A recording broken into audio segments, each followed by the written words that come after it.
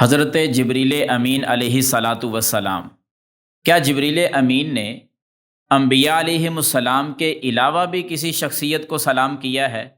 تو نوٹ کیجئے، صحیح بخاری اور صحیح مسلم میں دیگر کتابوں میں یہ بات موجود ہے کہ ایک مرتبہ جبریل امین تشریف لائے اللہ کے رسول صلی اللہ علیہ وسلم کے پاس۔ سید عائشہ صدیقہ رضی اللہ عنہا وہ بھی آپ کے پاس تھیں، تو نبی صلی اللہ علیہ وسلم نے سید عائشہ کو مخاطب کر کے فرمایا کہ اے عائشہ، ہادہ جبریل یقرئک السلام، یہ جبریل امین ہیں،